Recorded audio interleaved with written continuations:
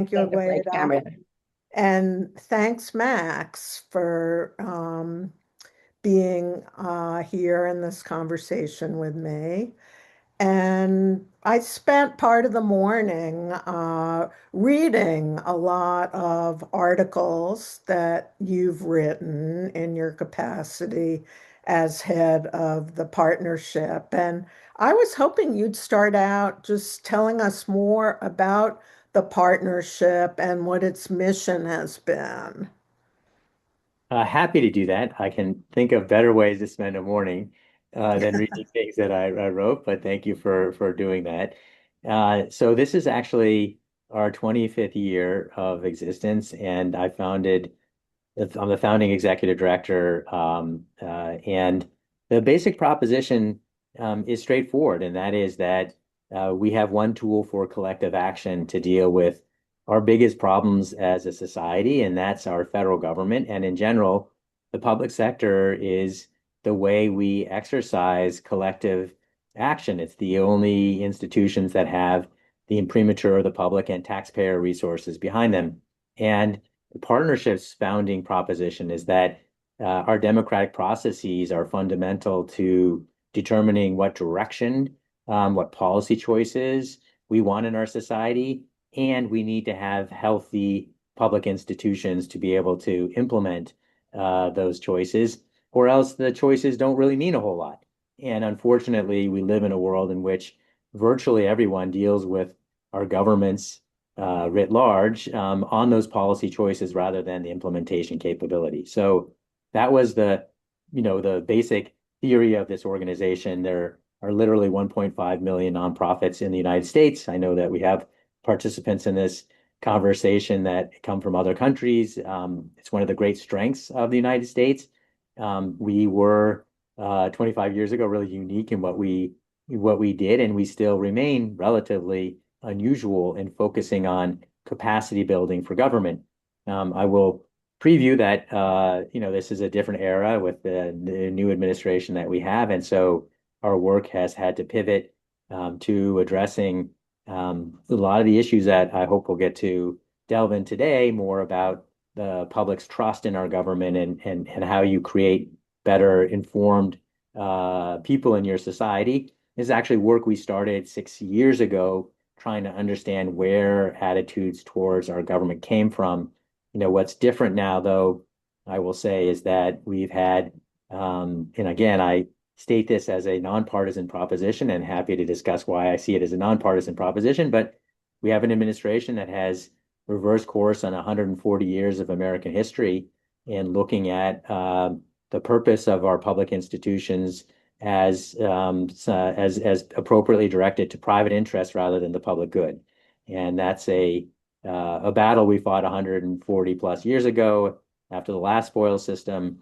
The public's understanding and engagement changed a great deal 140 plus years ago. And I think we're going to need to see that again. But I may be previewing what we come into. But our organization has primarily focused at the federal level. It has begun doing a lot more state and local work in the AI space. We started a center for public sector AI, government AI, some 6 plus years ago. We focus a lot on leadership issues. Our theory is that if you want to improve capability, very difficult to touch everyone in a public sector organization. The leaders are most fundamental. So we do a lot of work with leaders as individuals and as groups.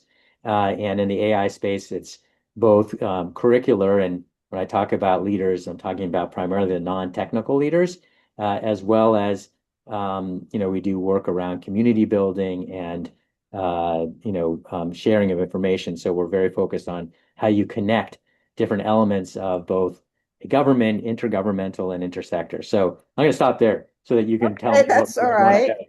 I Yeah. mean, you talked in one of the pieces I read about pivoting, in the past year towards state and local government work. And many people in our audience today are state and local government communicators who, would love to get some practical tips from you, but you mentioned trust, and is the reason that, you're focusing more on state and local government because you think there's more public trust in them?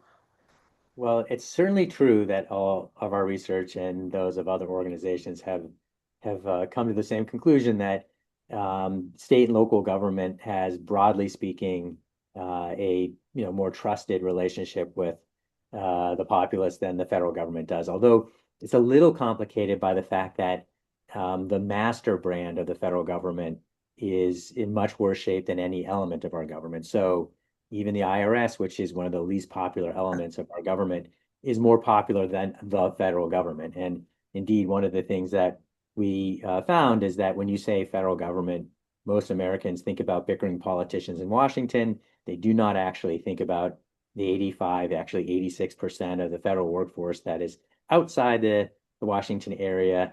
And they don't think, and in fact, most of the questions that ask about whether you trust the federal government say the federal government in Washington. And so even the instruments themselves are problematic because they place the government in the geography of Washington, which immediately puts you in a bad situation.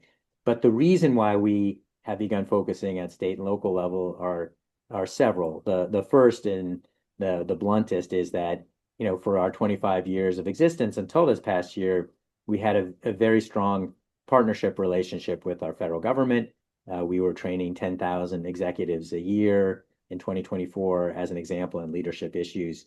And this administration, again, I'm going to be very direct and blunt about it, has gone hammer and tongs at the federal workforce. We've seen, over 200,000 net loss of federal employees. And this is not, again, a strategic outflow of talent. This was almost random, pushed for people to leave.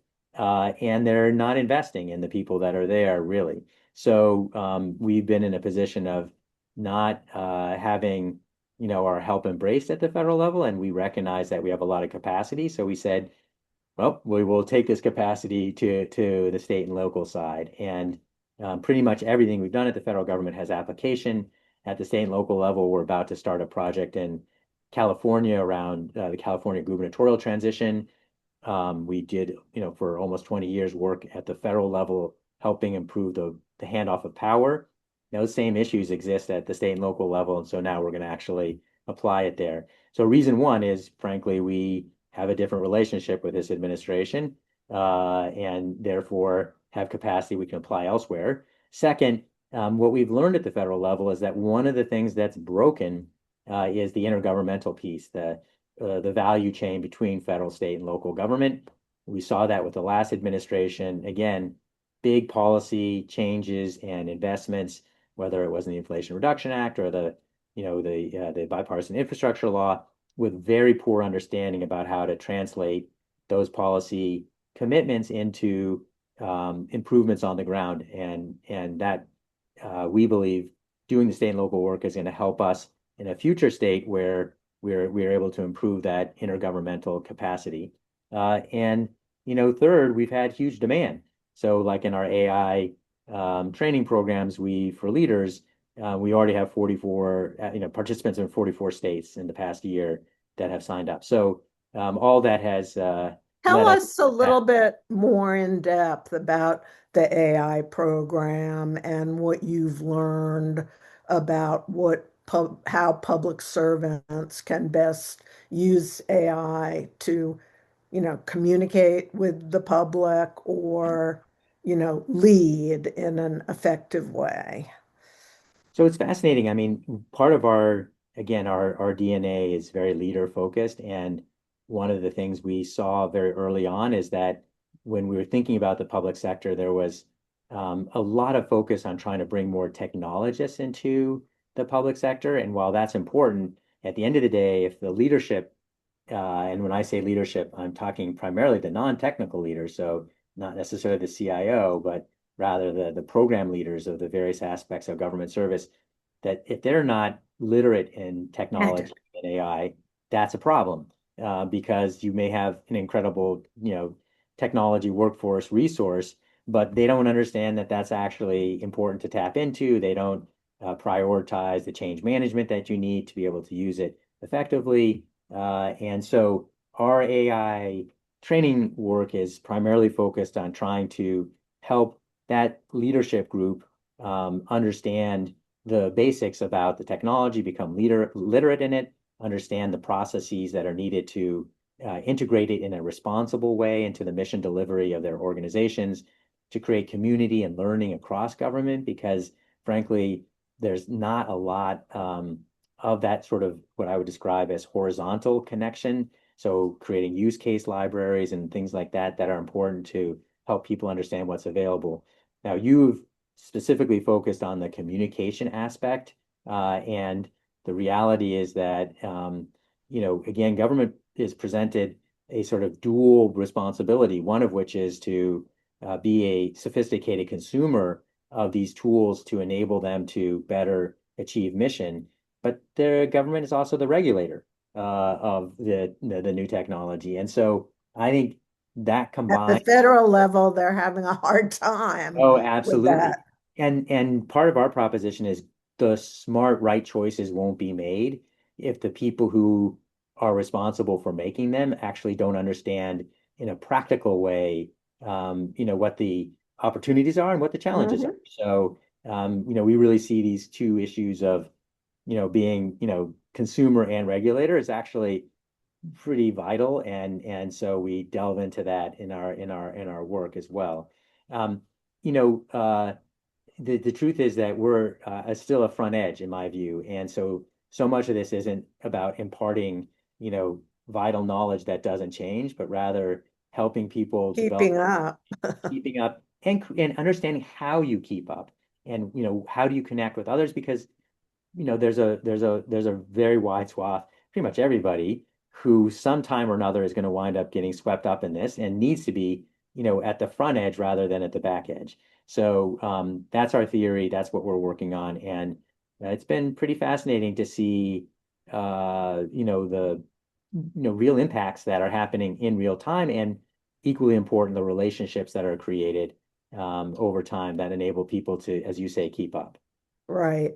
I'm sure at the federal level, you have had experience in helping public servants and government officials learn to tell the story of what their work is about and how it helps people. And I was heartened by the, success of Michael Lewis's project, What is Government, and the fact that that book became a bestseller. So if the stories about government work and who does it are compelling, there's an appetite to hear them. And I wondered if you could be as specific as possible in thinking, and they can be examples of federal workers, but ones that could apply equally to communicators at the state and local level. Absolutely. And I'm glad you mentioned Michael, who has now written two books, Yeah. starting with The Fifth Risk and then Who is Government. And he's, writing a third book right now on in this arena. And we have been working very closely with him on this, and I've learned a lot from him. I will be, direct about this. I've historically always been a data person, and I, can tell you, 86% of the federal workforce is outside of DC, and a third of them are veterans, and 70% of the workforce does national security, and on and on and on. But it's what your point, and that is that if you really want to engage people, you need to tell stories. And I think he is foremost, brilliant storyteller. And his analogy, which I love, is that he said when he wrote The Fifth Risk that he felt like a bank robber who broke into the vault, grabbed a bunch of cash, and then dashed out and expected that, there'd be all sorts of people following him, and no one did. And so when he started the effort around Who is Government, he decided to bring some other bank robbers with him. And so folks like Dave Eggers and a collection, Casey Sepp, and a lot of amazing writers. and they all wrote profiles. And I'm going to come back to this. Many of them were connected to a program we run called the Service to America Medals, which has become the Oscars of government service. But again, as he said, the gold bullion's been left there. There's an endless supply of stories, and the reason why there's so many stories is comes back to what I said at the very beginning, which is why do we have our government? And that's to address our biggest problems. So you've got people who are working on the most important issues for our society, and many of them are making real difference. And that's compelling. And what our research shows is that if you share those stories with people, their attitudes change about, who is government. And by and large, we've not had that exercise. The government has not seen it. No one's minded the store. No one's actually looked out for the brand. No one has actually felt responsible for creating a public that is educated about what it is that our government is doing for them. And that's created a lot of the antipathy towards government writ large. So we need to address that collectively. So I'm going to come back around. You said be specific. One way we have done that is we created this program called the SAMMys, the Service to America Medals. If you look in the, Who is Government book, as I said, many of those stories come out of our SAMMys program, and they're incredible. Like they're people. The first person that Michael profiles in that book is a guy who spent his career trying to figure out why coal mines collapse. Mines, right. Yes, and it's an amazing story. Coal mine collapse was the largest place in which people died in the United States from occupational harm, and now almost no one does die from it because of this guy. And he spent many many many years figuring out why they collapsed and what you could do about it, and working with industry to change that. And you can tell that story, in almost any environment at the state level or at the local level or at the federal level. And that makes a difference. It's incredibly powerful to do that. Now, I think one of our lessons, though, was that we created Sammy's originally to do a better job of sharing with the American public what their government does for them. But what we discovered is that there was an equally important internal to government reason for doing the program. And that is that one of the reasons why our government doesn't work as well as it does is that there's no culture of recognition. And so you don't end up incentivizing people to do great work if they only get beaten up if they make a mistake, and they don't get anything good if they do something outstanding. So we have seen that, like, I believe that one of the core things we need to change, and it's not just at the federal level, it's the state and local level, is we really do need to create an infrastructure to find good and not just bad. And right now we live in an environment where, whether it's the, oversight from the media or typically legislatures or even inspector generals at the federal level and, equivalents at state level, they're all trying to find problem. And so one of the propositions we have for inspector generals is that we think there should be a rule that wherever they find a problem, they're responsible for finding some promising practice that would address it. Because if you live in a world where all you do is identify problems, just Right. beating it into the ground, I you don't mean, get it's better. obviously a problem of my profession, journalism. And yeah, when at the point I joined the Burns Center, I really wanted to work and promote an area of journalism called solutions journalism. And Yes. the New York Times, where I was editor, actually started a unit uh, to tell the stories of really government officials at all levels finding solutions to the most vexing social problems like homelessness. And when these stories run, they're among the most read stories in the news report. So, there is interest. And Jill, like the solutions journalism point is such a powerful one. There is an organization that David Bornstein started, that's solution journalism. Right. Like, and Yeah, I so did a lot of work with them. yeah, and it's a right proposition, and we need more of it. I'm also not really reading the chat, but saw one notion of stop saying the word bureaucrat and use the word public servant. I can't help but say when we first started the partnership, we did a bunch of research on that, naming, and we found that at that time, if you said federal government worker, there was a 71% positive view in the public of that term. if you use the term bureaucrat, it became a 20%. So you like literally in a just changing the two words, you had a 50% drop. It is the same thing as Interesting. calling a doctor a quack or a lawyer an ambulance chaser. The connotation is so powerful. So that is, a tiny but concrete thing that is meaningful. But I would say for every jurisdiction, you should have a Sammy's like program. We need, that kind of, and when we do it, we do not focus on the person who spent 40 years doing good work. We focus on what was done by that individual or team that created substantial impact for the public.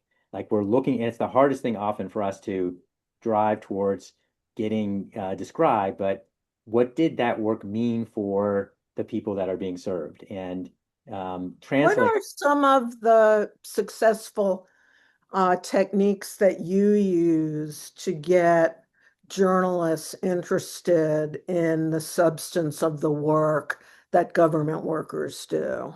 So, I mean, one thing I'll tell you is, and this is hard, and it comes back to leaders as well, is that there's such nervousness that part of it is trying to, build relationship with journalists. So, there an example of this is actually in the Who is Government story in the book. Casey Sepp wrote a story about Ron Walters, who runs the cemetery services at the VA, and it's an incredible story because cemetery services is the service that takes care of the burial of former service persons, and the customer is the family. It's the people who care about their loved one who they've lost, who's been a service member, and their customer satisfaction numbers are crazy amazing because of Ron Walters. They're the highest in the federal government. They're the highest in government. They're the highest in the private sector, and they're the highest that have ever been rated before. Like, I mean, it's like they're insane. And we, Why? why? Because of Ron Walters. He's an incredible leader who does everything right to create a organization that is focused on customer service. And But they must make people aware of the good oh, they well, so do. here's the story that But, I'm trying to tell you, Jill, which is okay, when this sorry. first happened, no. So I'm like, this is amazing. And I told a reporter said, I want to talk to these people and tell their story.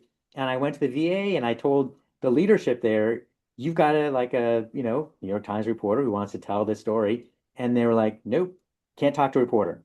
They were so scared about talking to a reporter because they thought it was going to be bad.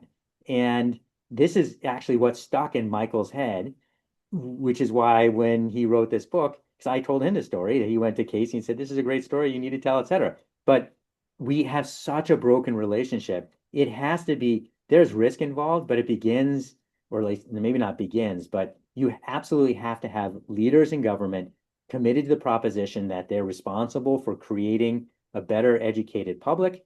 That means that they have to engage with reporters. It can't be, the Heisman pushing them away. They have to be willing to take some risk and talk to reporters and tell good things. Now, I will also say that by and large, and again, I speak primarily from the federal government context, leaders there don't know the good things that are happening in their own organization.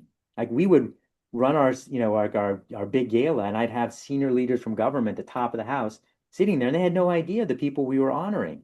And it's quite remarkable. So some of this is looking in the mirror as a leader in the government themselves, saying, "Do you know what is good that is happening in your own organization?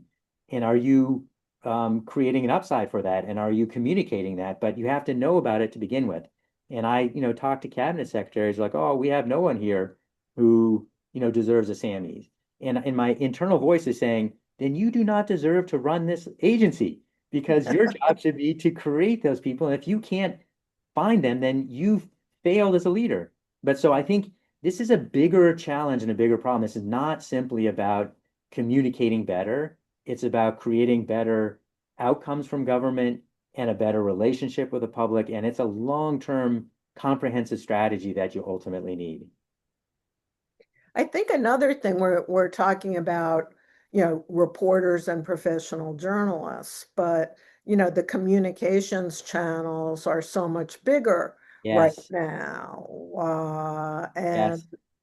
And especially, I think for state and local officials, there are all kinds of, non-professional chroniclers of what's going on in their communities. You have any advice on reaching Yes. out to them? Yes, and your point is so right. I mean, there's a couple of different issues that are relevant to that. One of which is you're correct. I mean, the truth is that it's a much more diverse and complicated ecosystem in terms of it getting information out. And so we had some 20,000 mainstream media articles written about our work in the past year.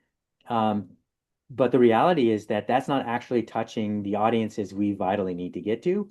So we're now focused on building relationship with local media, with influencers, with social media, and very importantly, Do with you other. make TikTok I videos? do. You can go to TikTok and there's a video of me talking Ooh. about some of the challenges of the Trump administration just from last week, and actually did better than my LinkedIn, video.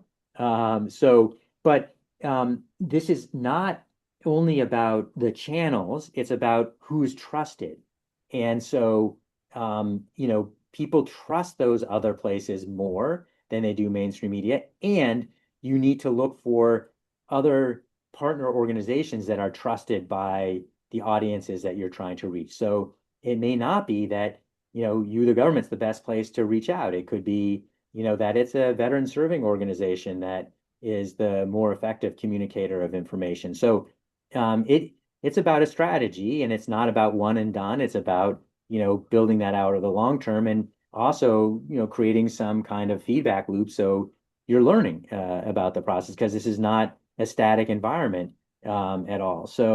But your points are exactly right, and it makes it harder and more complicated, and that's life. It just is. So Yeah, but you said something that really, struck a chord with me that I'd love to amplify, which is that, within different government departments and state and local government agencies, some of the people who are in charge don't know the great narrative stories within the walls of their own buildings. And, would you recommend like sort of collecting some of those as being something that people in our audience might think about doing? absolutely. And it's again, I think, not just a task, it's a cultural question. And creating, again, as I said earlier, a culture of recognition is fundamental because you need to, again, not just collect what's there, but incentivize the better performance and the better stories you want. So a couple examples of people I know who've done things that I think are quite valuable. And some of this is, I have a member of my board whose name is Doug Conant, who used to be the CEO of Campbell's.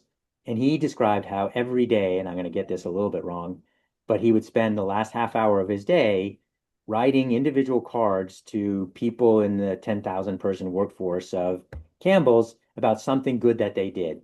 And what was powerful about that was certainly the recognition, the card that he gave to people. And when he left, they estimated he had done 20,000 of these, and you could not go anywhere in the entire organization where one of his cards was not up on everyone's desk and whatever else it was.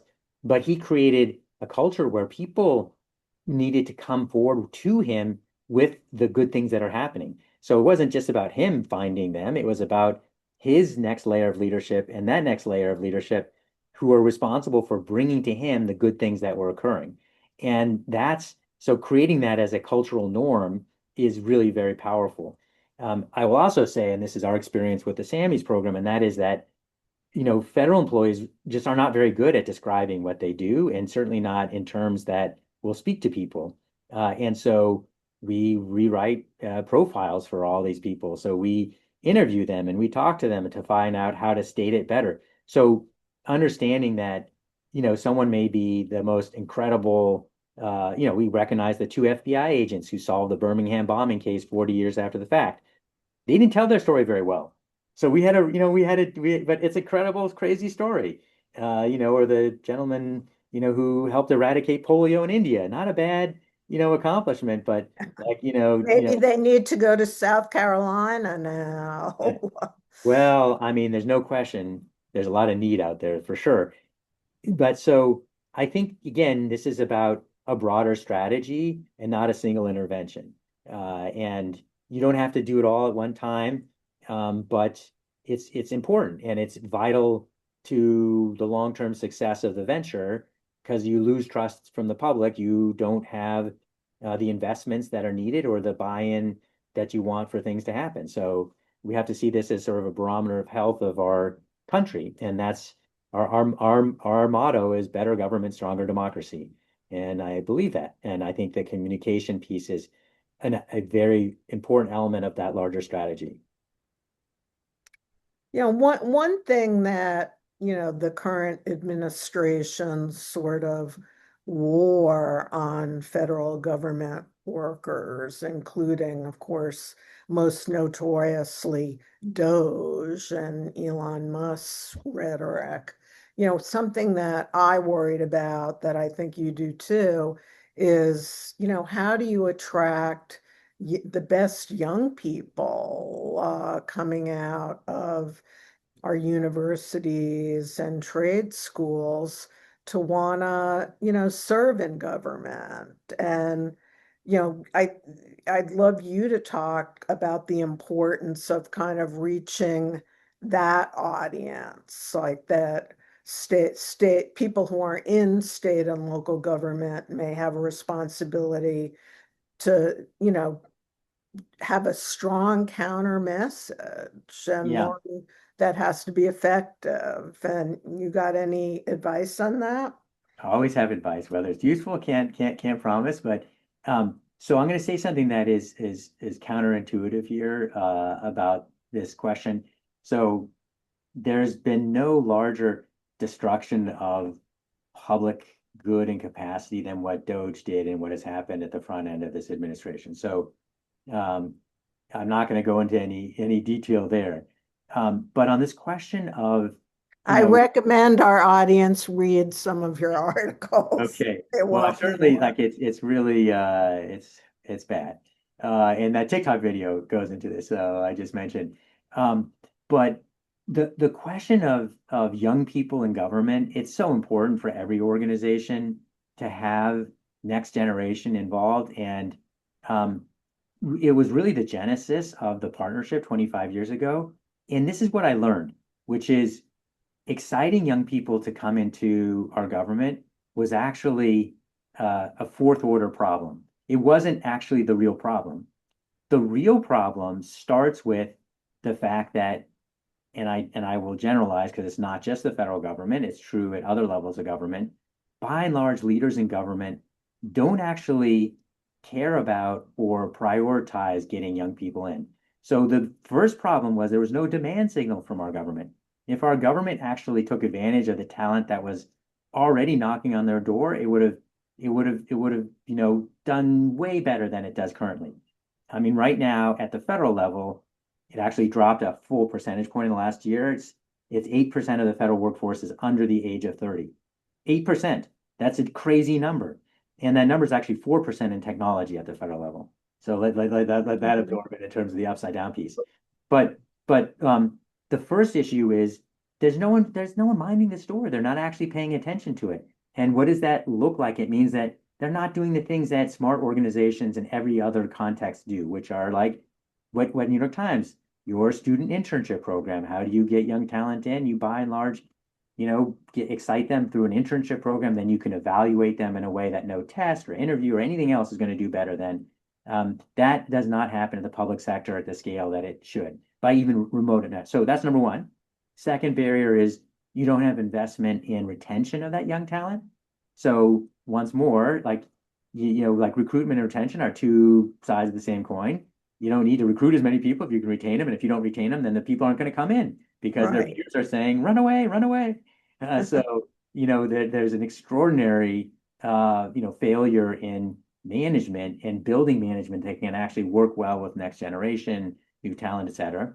The third, the processes are deeply broken, takes too long, too difficult. They're not the norms that you would have in the private sector. And then fourth, you finally get to this question of exciting young people. So really, number one, you got to understand the problem before you can design a solution for it. But everyone first comes to this question, I'm gonna go to campuses and I'm gonna excite young people. Right. You excite young people who run into a broken process to get hired, who then are, if they are hired, don't stay because they're not managed effectively, and where there's no real, like effort to create jobs for them, you ain't gonna win. You're gonna lose, and it's a waste of time. We're on the kind of the moment that we should open up to questions, but I'm gonna give you a chance to pander to our audience because Love I that. think there's no one better than you to talk about the importance of the communications jobs at all levels of government. And I would say not just in government, at the Partnership for Public Service, we have always had, by any other, measuring stick, an outsized communications office. Because at the end of the day, again, if the tree falls and there's no one there to see it, or if it's not, communicated in a good way, it doesn't matter. So I think communications is absolutely fundamental in every respect, and it has to be built into your very processes of production and thinking about, like, not just at the back end. We're like, okay, we did this, now how do we communicate it? Sort of at the front end, what are Yeah, you going to do to better communicate it? And obviously, AI has a lot of implications for it, but it's a tool. I mean, sometimes people look at it as this magic, and it's not. It's a important tool. It's going to change a lot of things, but ultimately, you have to focus first on mission and what you're trying to achieve, and how is that tool going to better enable it, and what are the potential, unintended negative consequences that you need to manage for, et cetera. But bottom line, can I end on a note from me on a note of optimism? I am not worried about getting young people to want to come to government, even after Doge and all the stuff that Trump folks are doing. I believe that the fundamental value proposition that the public sector offers is so powerful that, despite the fact that, and it's not just this administration, it's been, I would describe, leaders in our government, as basically being rust for decades, and now we have a sledgehammer, and so sledgehammers create harm a lot faster than rust, but rust is not good either, especially over a super long period of time. If you combine the purpose of our government with, even mediocre management instead of bad management, government is going to just dominate in the recruiting war for good talent, because good. that value proposition is so strong.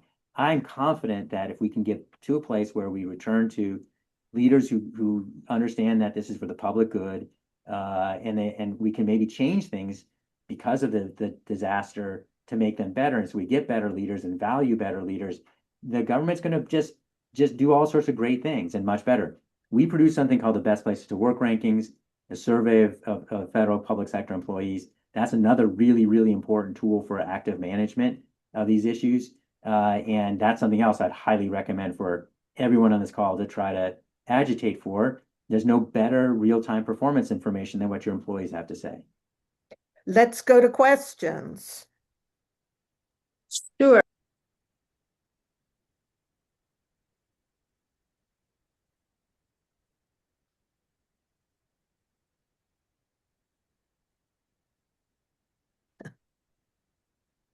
Well, there are a lot of questions in the chat, so I saw along the way, or at least comments and some questions. I'm sorry. I thought I was unmuted. Sorry for that.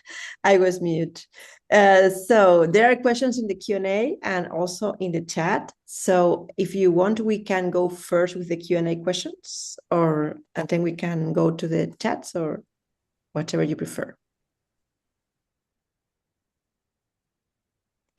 I can start first with the one in the Q&A, and then I will go back to the chat. So there's a question by Irvin that says, there has been many major government reform efforts since and before Al Gore's reinventing government in the 90s.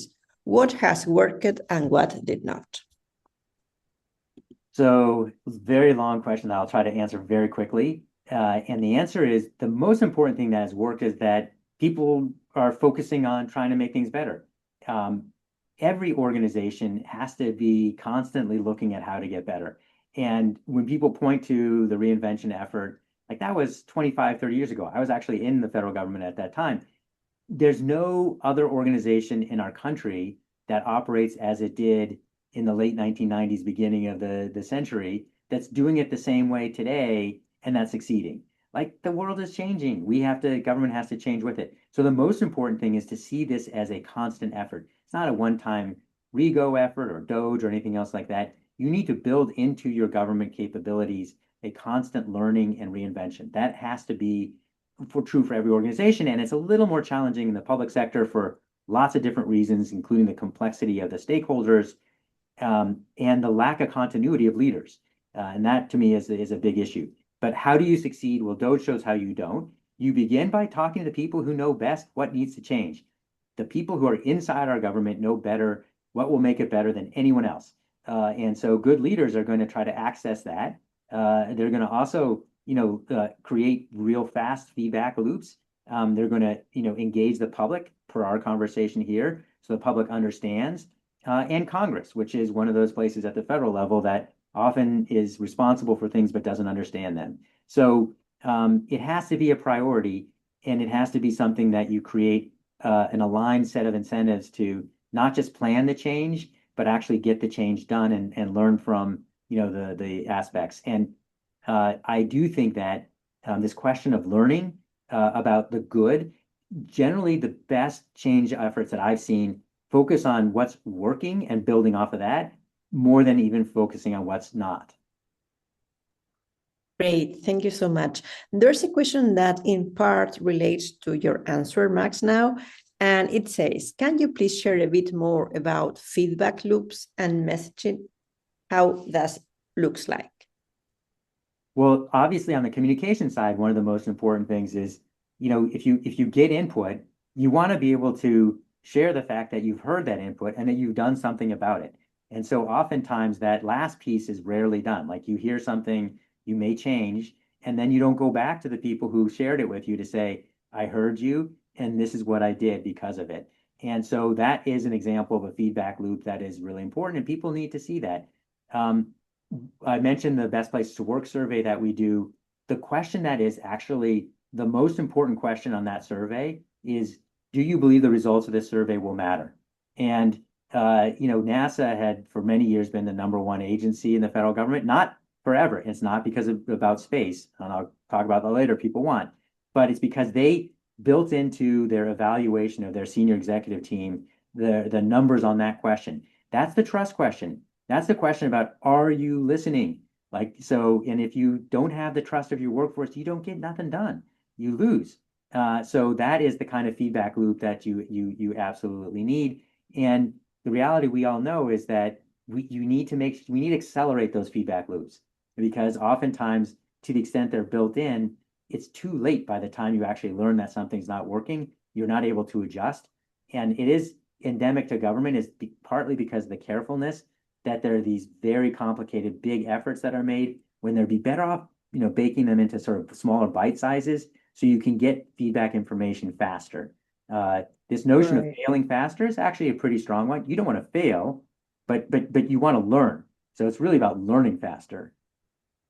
The equivalent in the press, which is, I think, a relevant point for our audience, is that journalism is very bad at following up on stories. It's like one and done. And, for the people in our audience, I think, you can't view let's say, a single story about some government program that has solved an important local problem, see the first story or first set of stories as the end. Then you want to revisit and go back to the same journalists and encourage them to follow up, because in general, journalists are bad at following up. Thank you so much, Jill. The following question is both for Max and you. It says, how do reporters and journalists like to be approached to cover a story? if that relationship, if that relationship doesn't yet exist? Jill, you got to do this one. Doesn't get what? It does not yet How exist. how do reporters and journalists like to be approached to cover a story?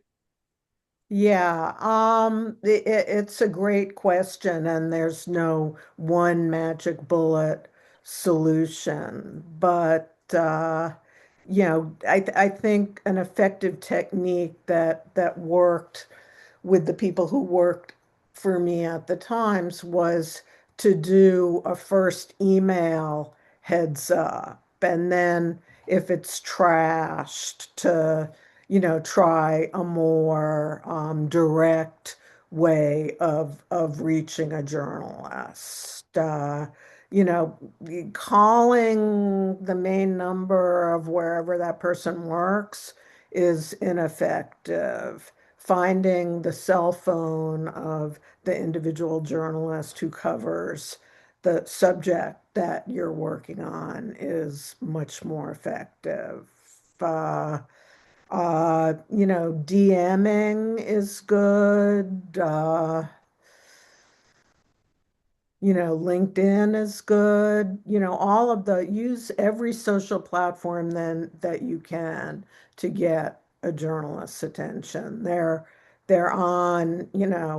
still on X 24 hours a day. So, Can I just add one thing, which I mean, I just had lunch with a reporter from your stomping grounds, and the reality, my view is, it's like most things, it's about relationship building. Like your chances of getting someone interested are a heck of a lot better if it's not your first, time that you're connecting with them. And so, investing in those relationships, and it's a huge way for me to learn because I get to like find out what are they thinking about, what stories are they focused on, what are they hearing, and I see it as I learn a lot, and I see it as a two-way street. But I feel like the best success is always when you've built a longer term relationship, and that it's the same when you're a leader, like at the federal level. You don't want the first interaction to be with Congress when something goes wrong and they call you up on the hill. You want that to be after you've built a relationship of trust. So and the take the best way to do that is to have a valuable piece of newsworthy information to share. Great, thank you so much. There's another question that says, what reforms would you suggest for civil service or the federal hiring process to attract early career candidates? And to reiterate a little bit, the biggest reform would be to actually, have leaders care about getting young talent in. Like this is the proverbial teach a person to fish rather than give them a fish. You want the organization to actually care about it, and they're going to be able to do a whole bunch of different things to make it work. And generally speaking, it's not going to be the rules. The rules will matter, but they're 20% and 80% is the desire of the leaders to actually make something like getting young people in a value. The one place that I would say is most obvious that doesn't happen is having way more robust student internship programs. And I always say this, I'm like, that sounds like the most basic thing in the world. And yet it is what every organization that I know of that's a knowledge-based organization does to get their young talent. And they build it in strategically as the mechanism for bringing that young talent in.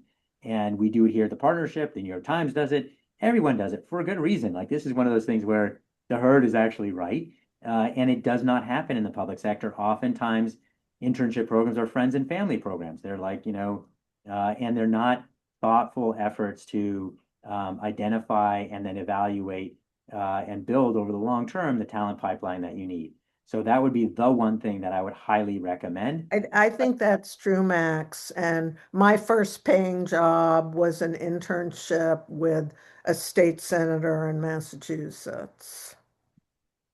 And It's the way that the system, yeah. So it's a right proposition now. Now making that real is a different issue because people don't prioritize it. And that's what we need to get changed. Great, thank you so much. Another question that now from the chat that says, how do you make good news newsworthy? So, I think that we talked a little bit about this, that Jill highlighted this at the very outset. Part of it is you want to find a good story. You want to be able to show um, real people being affected in a significant way. Like I think, one reporter recently talked to me about how if you want to get at a big issue, you have to start small. You start at the small story, and you find that small story. You find the person who actually got helped, and I think that is how you make it attractive. Um, we live in a world where there's a lot of different news things that are happening, and if you can, you know, attach it to the news, the news of the second, the hour, you can't even say the day, that's relevant. So like trying to figure out how you position it is important, and you build relationship as well. But I think, as Jill said, there's an audience for it, but it's still one of the interesting dynamics that I ran into for reporters and also for inspector generals is this, and Jill, I'd be really interested in your reaction to this. But when talking to people about why don't you tell good news stories, I've gotten this back a lot, which is what happens if I'm wrong? Like I say something is actually a good thing, and then You someone, can be wrong telling bad news but see, stories. that's what's so interesting to me, Jill, which is I 100% agree with you. But I've heard this from hundreds of inspector generals and many reporters, which is they're not as worried about getting something wrong about being something bad as they are about saying that something is good and someone is smacking them and saying, oh, well, it's not so good after all. Like it's really, I think there is that dynamic, and that is something we have to confront. Yeah, but a good reporter will always have the equivalent of, I call them to be sure paragraphs that protect from that. Like you write a to be sure this, whatever solution you're writing about or a good program, it may not be a panacea, Right, that you, right. you protect yourself against future. It's just funny to me that the psychology is there at all, because I think your reaction was the exact right one, which is it any, worse to be wrong about a good story than a story about something wrong? But I think that's real for a lot of people. Oh, no doubt. No doubt. I think we do have time for just one more question. Okay. And there's one by Thomas that's into the chat, and it says, regarding restoring trust in media, but especially local media, how does a state comms employee best deal with a preconceived narrative that comes with almost every media request? Complicated question. How the question basically boils down to how do you counter conventional wisdom when an attitude about something in government has ossified with the public. And the best way to do it is to have a real counterexample that, is newsworthy itself precisely because it doesn't fit the stereotype. That's the best ammunition you could have. And, I wouldn't give up on the individual writer, journalist, or blogger who's written one of those conventional wisdom stories about government failing and its mission and say, guess what? I read your story. Said you found it interesting, but here's a really interesting counterexample that, is probably just as newsworthy. And that's worked on me, I know, in the past. I would say what Jill said works for me. So we have 1 more minute, 2 more minutes, something for final wrap up. Max and Jill, something else you'd like to add? Final comments? I think everyone has heard enough from me. So it's a Oh, pleasure. never, never. Yes, I appreciate the opportunity for this conversation. Thank you so much. That what you do is super important. And so, make sure you pat yourself on the back and be there for. Yeah, and it couldn't be being done at a more challenging time. Yes.